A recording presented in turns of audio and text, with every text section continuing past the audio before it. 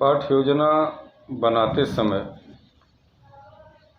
हमें उन सभी तैयारियों को ध्यान में रखना चाहिए कि कक्षा में प्रवेश करने से पहले यह निश्चित कर लेना चाहिए कि हमें विद्यार्थियों को क्या, क्यों, कैसे और किसकी सहायता से पढ़ाना है। इस प्रकार स्पष्ट है कि पाठ योजना शिक्षक की शिक्षण के लिए एक तैयारी है, जिसमें वह कक्षा में प्रवेश करने से पहले उन बहुत सी बातों को लिखित रूप से निश्चित कर लेता है, जिनके द्वारा वह अपने विद्यार्थियों को क्लास में शिक्षण कार्य कर सके। कहने का मतलब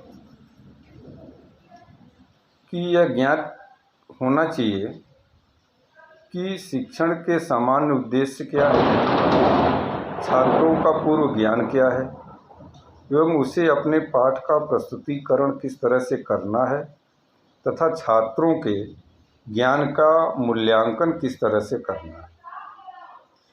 इन सब बातों को ध्यान में रखते हुए जो हम पाठ्य योजना बनाएंगे उसमें मुख्यतः 3 बातों का हम विशेष रूप से ध्यान रखेंगे। नंबर 1, शिक्षण के पूर्व की अवस्था। नंबर 2, शिक्षण की अवस्था। नंबर 3, शिक्षण के बाद की अवस्था। पहले की अवस्था से तात्पर्य कि इस अवस्था में शिक्षक को शिक्षण से संबंधित विभिन्न क्रियाओं को नियोजित करना पड़ता है। साधारण रूप में अगर हम कहें तो भाषा में शिक्षक अनुदेशात्मक उद्देश्यों को प्राप्त करने के लिए जिन क्रियाओं को कक्षा में करता है उन्हें नियोजित ढंग से लिख देना ही पाठ्य योजना कहलाती है। कहने का मतलब आप सभी लोग बच्चों के हित को ध्यान में रखते हुए पाठ को अच्छी तरह से पढ़ने के बाद एक रुचिकर पाठ्य योजना आप लोग बनाएं, जिससे बच्चों को आसानी हो समझने में और आपको कहीं कोई दिक्कत ना आए बच्चों को समझाने। धन्यवाद। नमस्कार मित्रों, मैं जूनियर स्तर के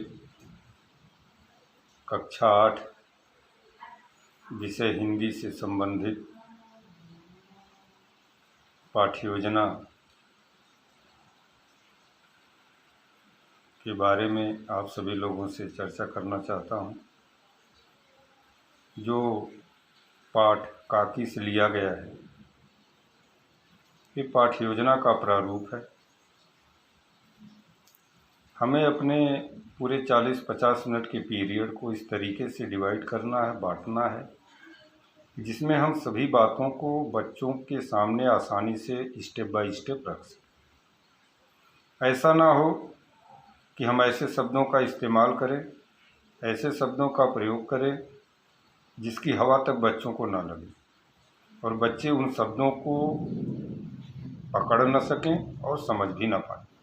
ऐसा नहीं होना चाहिए।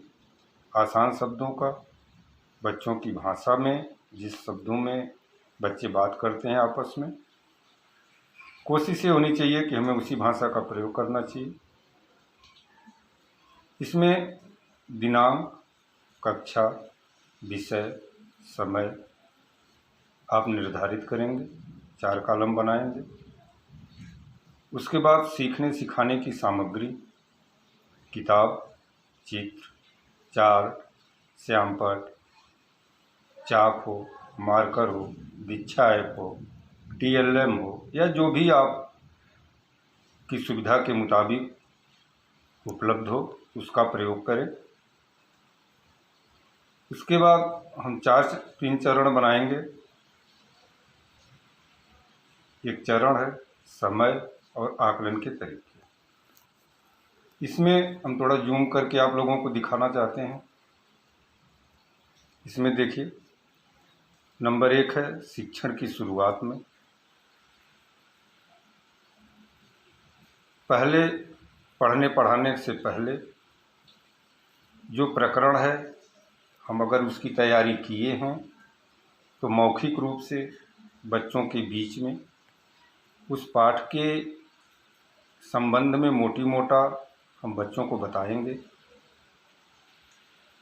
जैसे माँ शब्द लिखकर हम माँ के बारे में पूछें, माँ का चित्र दिखा के पूछ सकते हैं, माँ के कार्यों के बारे में बच्चों से हम चर्चा कर सकते हैं और उनके अनेक तरह के पूर्व ज्ञान बच्चों को पहले से होता है, उसका अवलोकन भी कर सकते हैं। ऐसा नहीं कि बच्चे आते हैं तो हम ही उनको सब सिखाते हैं, ऐसा कुछ नहीं है। बच्चे विद्यालय में जाने से पहले सभी शब्दों का बच्चों को जानकारी होती है। हम बस उन्हें क्या करते हैं कि उन शब्दों को व्यवस्थित रूप से एक के बाद एक कौन शब्द आएगा उसी का मार्गदर्शन बच्चों के बीच में हम करते हैं। दूसरा है शिक्षण के दौरान उस पाठ को, जो पाठ आप पढ़ाना चाहते हैं, बच्चों के बीच में आप पूरे पाठ को पढ़कर स्वयं सुनाएंगे, बताएंगे। उसके बाद गतिविधि के रूप में कक्षा के सभी विद्यार्थियों को माँ शब्द पर चर्चा करने के बाद 5-5, 7-7, 10 वाक्य जो भी आप दे सकते हैं कक्षा में लिखने को कहेंगे। विद्यार्थियों ने पाठ से संबंधित अपनी अपनी माँ के प्रति प्रेम को बताया। बच्चे आपस में उन शब्दों के विषय में चर्चा भी करते रहे। इसके बाद जो हम इन तीनों चरण के लिए समय जो आवंटित करेंगे, अपने हिसाब से 5 मिनट, 20 मिनट, 10 मिनट, 15 मिनट, जो भी आपको समय मिलता है आप उसमें डिवाइड कर दीजिए। इसके बाद आकलन का तरीका, आप किस तरीके से बच्चों का आकलन करेंगे।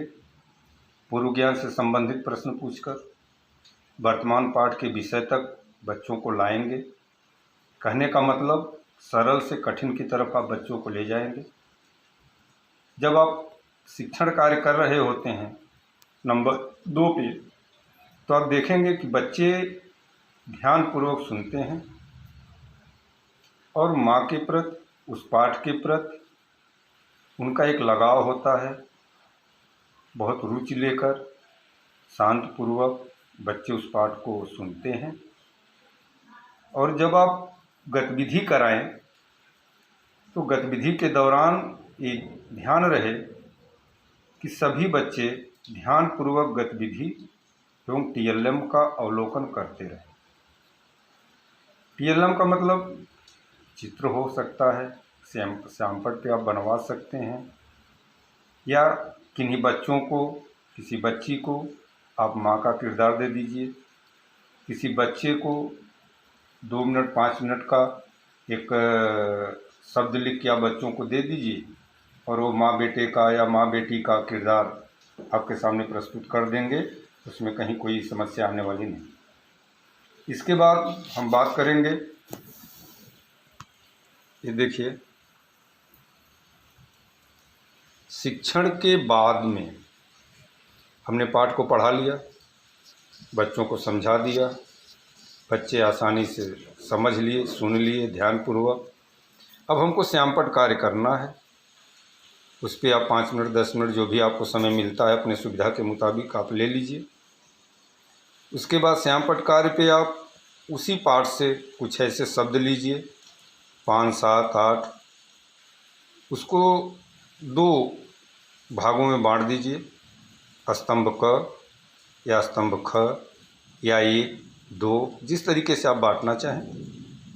एक तरफ पाठ से उन शब्दों को लिखिए जिससे संबंधित उसका उत्तर उसी पाठ में हो, और स्तंभ ख में उसका उत्तर लिखिए, उससे संबंधित शब्द लिखिए और बच्चों से कहिए कि उस शब्द को दूसरे वाले शब्द से मिलाएं।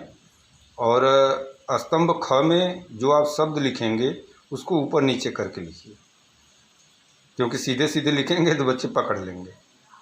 तो इससे एक आकलन हो जाएगा बच्चों के मानसिक स्तर का कि बच्चे सही में पकड़ रहे हैं या नहीं पकड़ रहे हैं। उसके बाद आप गृह कार्य देंगे बच्चों को घर से लिख के लाने के लिए।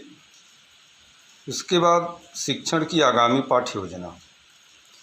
इस पाठ को पढ़ाने में आपको कहीं कोई दिक्कत आए, कहीं कोई समस्या आती है, बच्चों के समझने में कहीं कोई दिक्कत आ रही है, तो उनको भी ध्यान में रख के अगले पाठ का पाठ्य योजना आप उसी स्तर से बनाएंगे कि जिसमें कहीं कोई कठिनाई ना आवे। धन्यवाद।